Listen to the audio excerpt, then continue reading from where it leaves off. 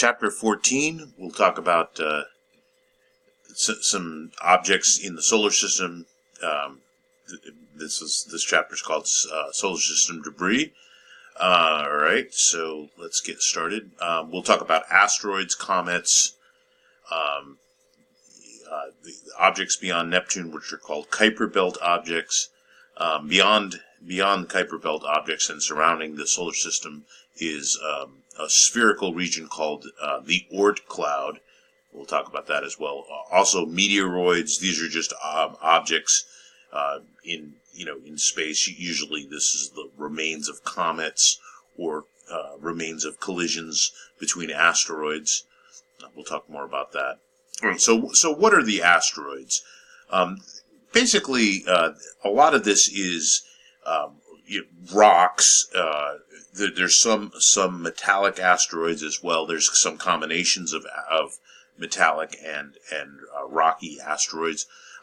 Most of the asteroids, the vast majority, are located between Mars and Jupiter in a region called the asteroid belt. All right, so many of them are very irregularly shaped. In other words, they're just not massive enough to have self-gravitated into a sphere. So the three largest ones, Ceres, Pallas, and Vesta, are actually spherical objects. All right, so they like I said, they exist between the orbits of Mars and Jupiter.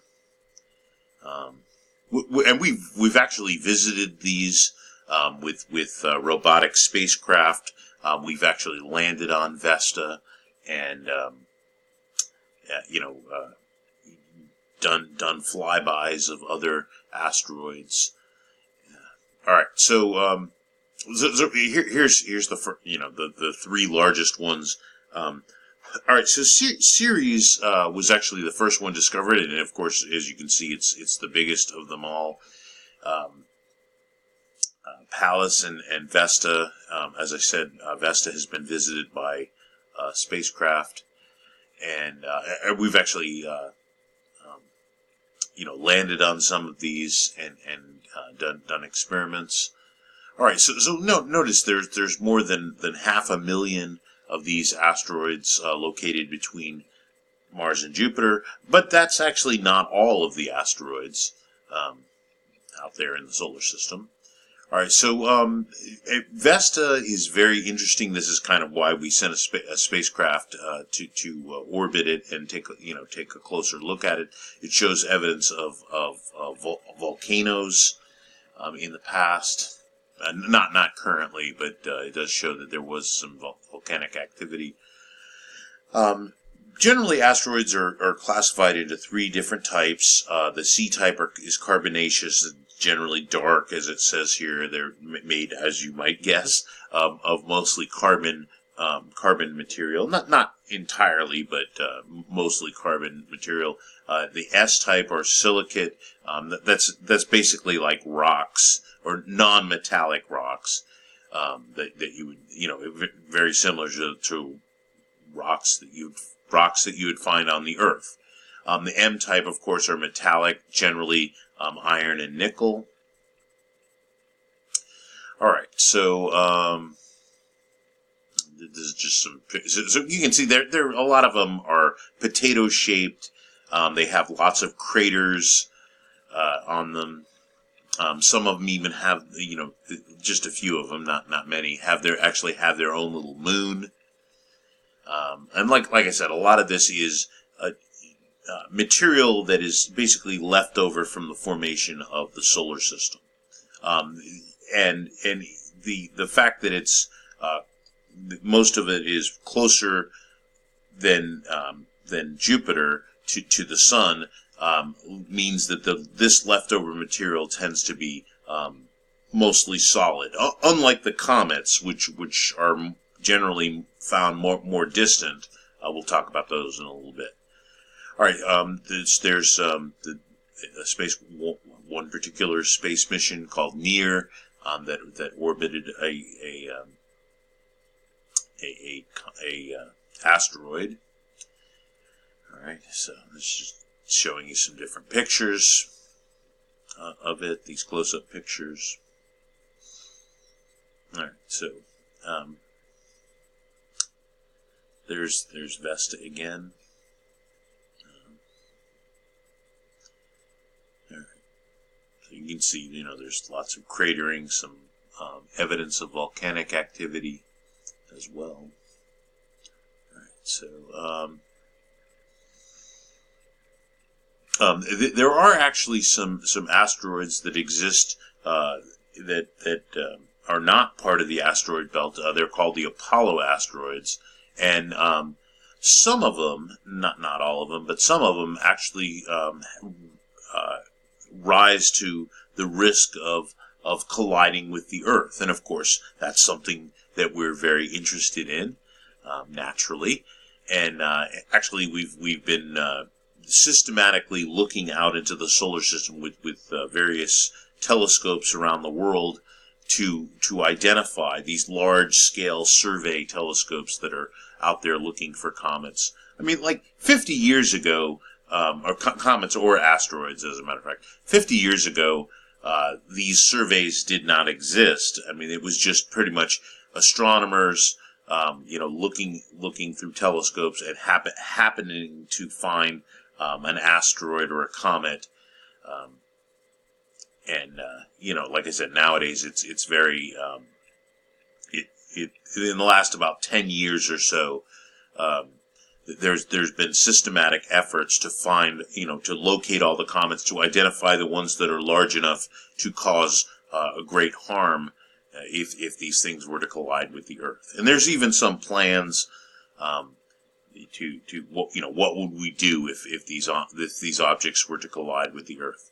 Here's another group of comets. Asteroids called Trojan asteroids. These are in the two of the Lagrange points of Jupiter. All objects, when one object is orbiting another, so here's Jupiter orbiting the Sun. This is true for the Earth as well. They have these 5 points that are called Lagrange points. Every planet has 5 of them. Anyhow, what they are regions where the gravitation of one object, that be in this particular case the Sun, and the gravitation of Jupiter would cancel out. So L1 is always between the two. L2 is on the other side. This one's not as obvious why these two cancel out, but they do mathematically. They definitely do. L3 is on the opposite side of the larger body, and then L4 and L5 are always 60 degrees and move. In fact, as the planet moves around the Sun, they're 60 degrees in front of and behind the planet. So we actually have spacecraft at L1 and at L2. These are actually the more stable Lagrange points.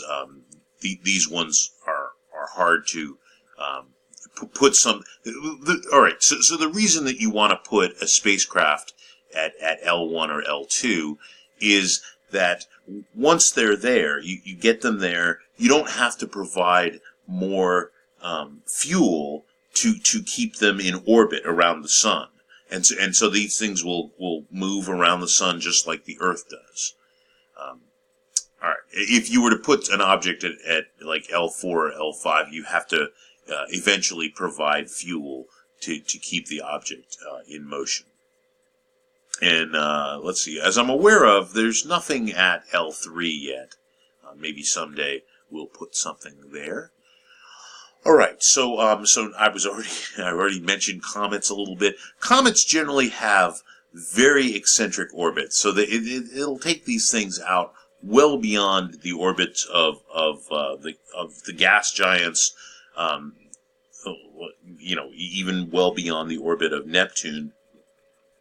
Some of them, and so this is extremely eccentric, right?